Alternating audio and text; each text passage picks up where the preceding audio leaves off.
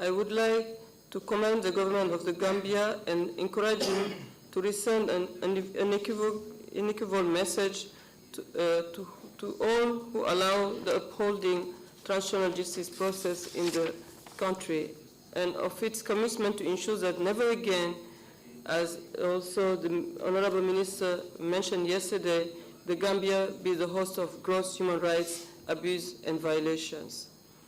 Finally, ladies and gentlemen and distinguished delegates, I would like to also encourage the TRRC to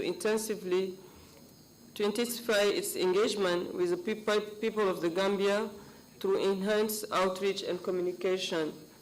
And we know that it's being done in several languages, but communication is never enough, as we always say.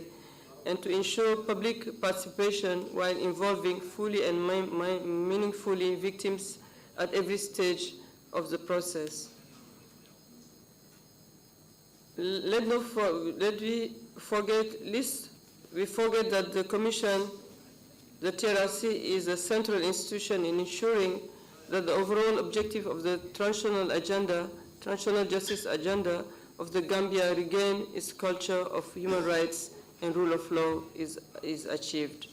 I thank you for your kind attention, and again congratulate the TRRC for all the achievements so far, and wish you a very fruitful year 2020. Thank you.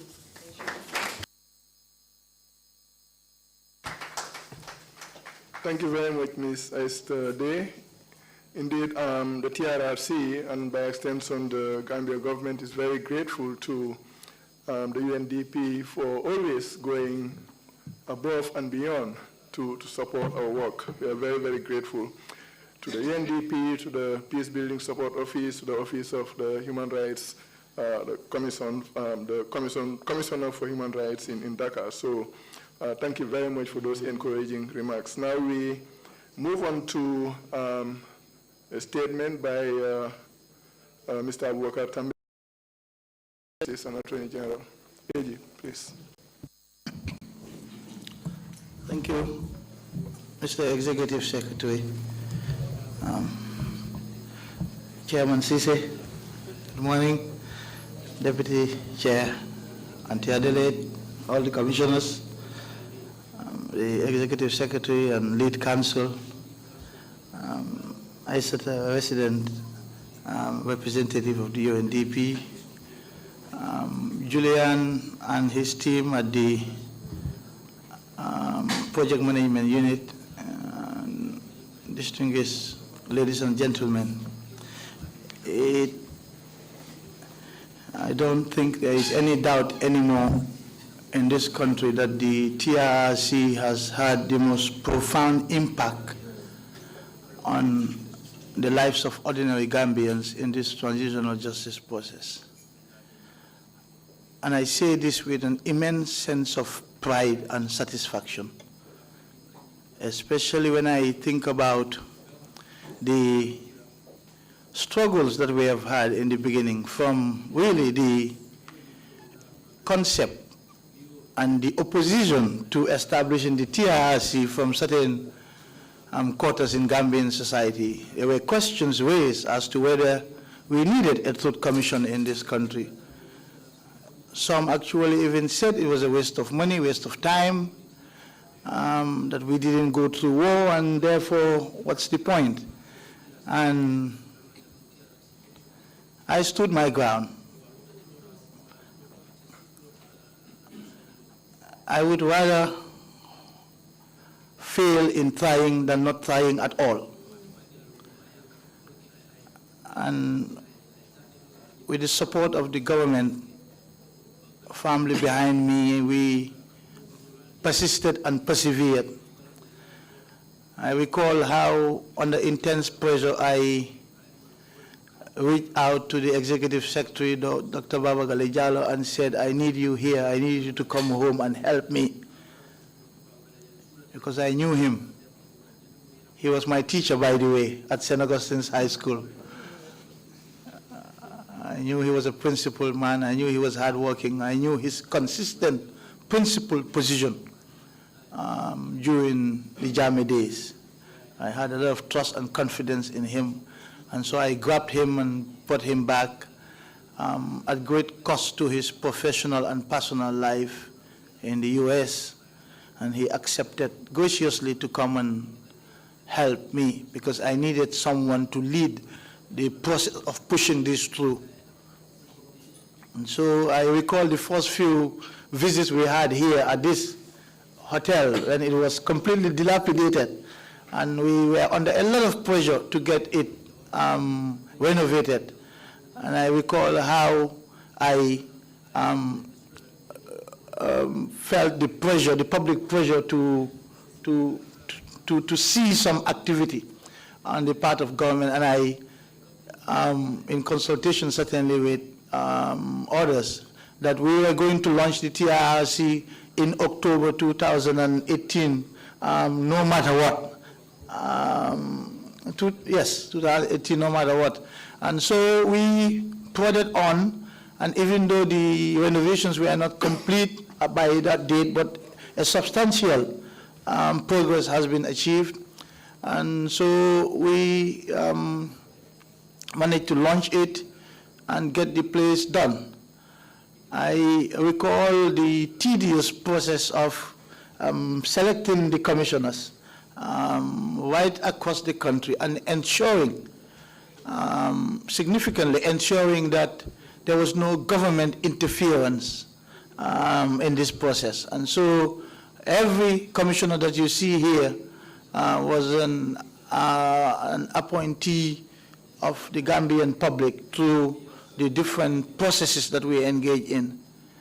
And I recall how I needed to save the commission from the arduous task of leading witnesses, examining or cross-examining witnesses, because this commission was established with several things in mind. And so I had to turn to another friend of mine, Esa Fall, with whom I worked. Actually, Esa was the person who took me by the hand and took me to the Ministry of Justice to work there as a state prosecutor when I had just graduated from the University of Warwick. And I spent time with him at the ministry and held him in high regard, of course, with his competence. And he made it easy for me. As soon as I reached out, I said, Esa, I needed counsel to help with this TRRC process. Will you do it? Esa is a big businessman now, especially in Dakar. I'm sure many of you know that. And he jumped on the opportunity and said, it's for country, why not? So I am also pleased that Esa has come on board and has really helped me. The Gambia government couldn't have wished for a better team at the TRRC. The fact that Esa and Baba were appointed early on and their subsequent appointments shows that I was right in choosing, in identifying them as leaders, and I am very happy with the outcome. I am not going to share about the 3-hour grilling lunch I had with the chair here in New York when I also tried to persuade him to come over. He invited me for lunch, and I thought I was going to interview him on whether he is fit and proper to be chair. It turned out the other way. He was interviewing me. And I felt I was being interviewed for a job myself. But I was under no illusions, actually, that a man of his grace, of his wisdom, of his intellect, formidable intellect, of his reputation internationally would make a difference, not just for the TRRC, but the perception of independence, of impartiality, of fairness of this process. And I was really happy when he accepted to come back home and give back to his country after giving so much to the world out there through the United Nations. So this is another occasion really for us to mark another baby step towards the reconstruction of Gambian society. And throughout this process, throughout this period, the United Nations has been the foremost funder and our partner in this entire process. They have been there with us right from the beginning. The Peace Building Support Office was very, very instrumental in helping us get all of the basic equipments, basic amenities, basic necessities that we needed really to get everything up and running. And through the funds from the Peace Building Fund and of course the close partnership with the UNDP here, and of course the UN Office of High Commissioner for Human Rights in Dakar and Geneva provided us with much needed support throughout this process. Isata, the resident rep, has just detailed some of the assistance that they gave, but they had a team at my ministry headed by Julian, whom I was happy to host without rent, without a fee, for a few months before he found his own place and established his own team. But they were quite helpful. And again, today they have reiterated this long-standing commitment to accompanying us in this very difficult transitional justice process. Transitional justice is not a dull subject anywhere around the world. It's complicated, it's complex. It has very difficult dynamics which easily change the trajectory of these processes. And so far we have been lucky in our country that while the dynamics have changed a little bit, the political dynamics, we can't run away from that. The fact remains that right from the outset we had ensured that these processes are going to be apolitical, they're going to be independent, they're going to be impartial, and luckily we have been saved by that approach right from the start. And I can assure you that that is the trajectory we will follow until the end of this transitional justice process. And I am happy that we have partners such as the UN, through the UNDP and the Office of High Commissioner for Human Rights, and of course through their implementing agency in the project management unit, that they have been with us and that they are with us, and I'm sure that they will continue to be with us and provide us with the support that we will need to see this process through. And so today, with these donations, Isata, you are conveying very clearly yet another demonstration of the commitment of the United Nations family to the Gambia. The UN is desperate to see the Gambia succeed. Gambians are desperate to see our country succeed, and God willing, we will succeed. I thank you all.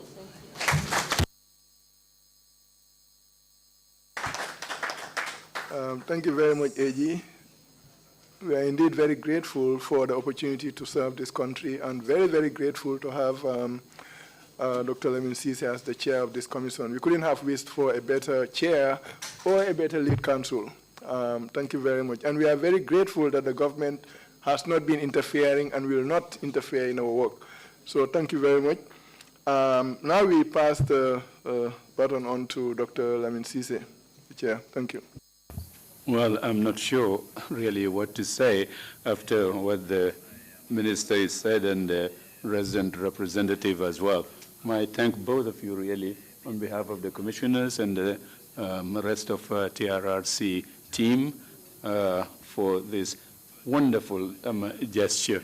I wish we would have more visits, perhaps every month you guys come here just do this. But you two are the greatest supporters for this enterprise, this project, TRRC. Minister, you have been supporting us morally, financially as well, and all kinds of support that anybody would want in a situation like this. You have been giving that to us unfailingly. And resident coordinator, I said, you have been fantastic as well. Your staff, all of you, been behind us throughout our exercises. Yes, the minister is right. I wasn't sure at the beginning whether or not to accept him to come back and assist in this endeavor. Yes, indeed, it was me asking lots of questions because when he first spoke to me on the phone, we were in Accra attending the funeral of the late Secretary General Kofi Annan, and Mr. Blajane, head of UN office in Addis Ababa, said to me, Lamin, I need to talk to you urgently. They want you back. And I told him, who wants me back? He said, in Gambia, they want you to go, ta-ta-ta. I said to him, go jump in the ocean. They're not joking. He said, no, I'm not joking. So we met in the hotel, and then he called the minister. The minister came around, and I thought, this is now a serious request, you know. It's not a joke anymore. But anyway, we spoke, and we agreed then we would meet in New York, and we did that. There were 3 basic questions I said to him that I wanted to know before I say yes. And those were, first, what is the mandate of this commission? He got into it, as always, very, very thoroughly and understood that. The second question was, what's the structure? Really impressed him when he got into how the commissioners were selected, a very inclusive process that had gone through, reflecting the Gambian population community as a whole. The third one was, how are you funding this enterprise? How are you funding this commission? Again, he got into lots of explanation about that. And I said to him, okay, give me a day or two, let me think about it. And then I called him up and said, fine, this is all right. Country calling you, this is a wonderful opportunity. But deep down, I wasn't going to say no. How can you decline a call from your country to come and help? You have partners here who are helping us. You have leaders here who are committed to this process. Who am I to say no? I'm just a little soldier.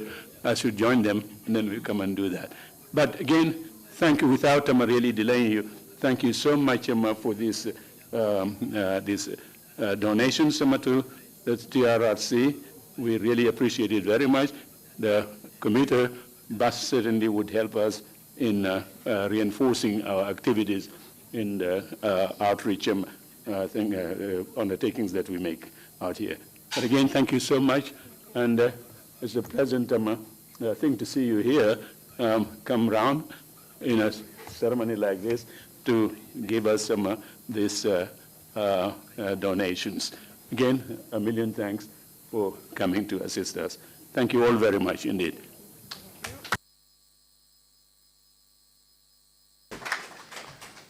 Thank you very much, Chair. Before we go out for the handing over ceremony, I just want to take this opportunity to again thank the UNDP for the 15-seater commuter bus. It's going to be,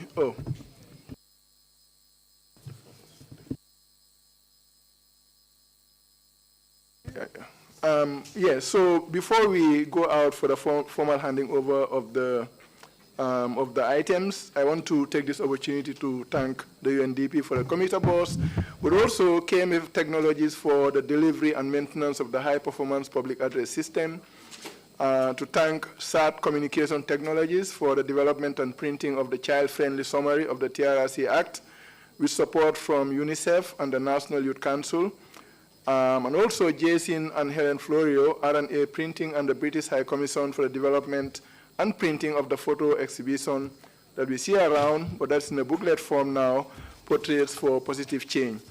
On that note, I would hand over to Ida to tell us what to do next. Should we go out for a presentation ceremony, or can you just come and tell us what we're supposed to be doing? Thank you to everybody. Yes, if you don't mind, perhaps we could just step outside and take a photo and present the commuter bus to the commission. Thank you very much. Thank you.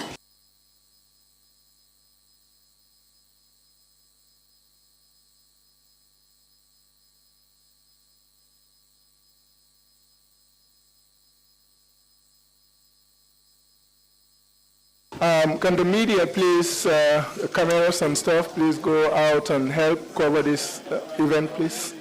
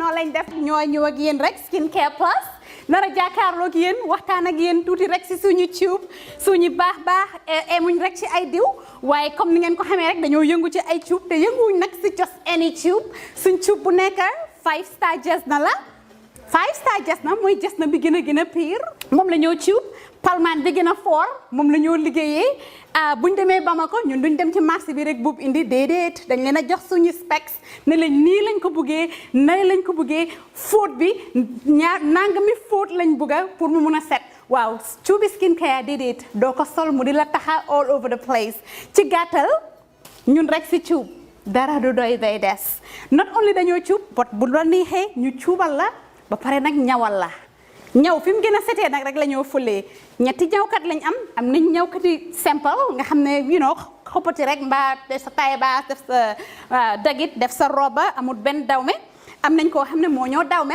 dawme jigéen den am nañ tamit special ñawkat boo xam ne ñawi góor rek la ñoo defal nga bugga sa his and hers muy korité muy tobaski mbaa muy ngénte muy takka mbaa nga bugga rek def sa yëkka bu baax a baax daagul ba ñëw skincare plus ñu dimbali la tànnal la cuub fam gën a baaxee ndax sa yëkka gën a foor lii nga ne lan xoolal bi takka la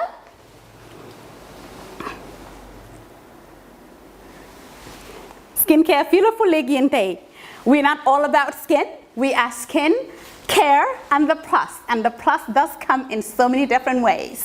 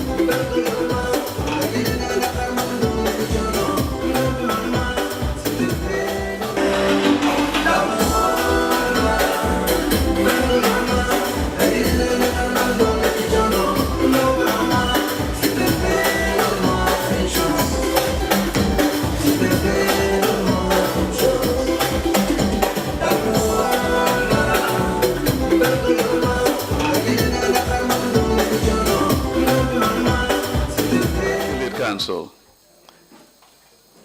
Military institutions are very complex. Some would say that's an understatement. But they embody and in so many ways model the larger society in terms of their organizational structure, rank, hierarchy,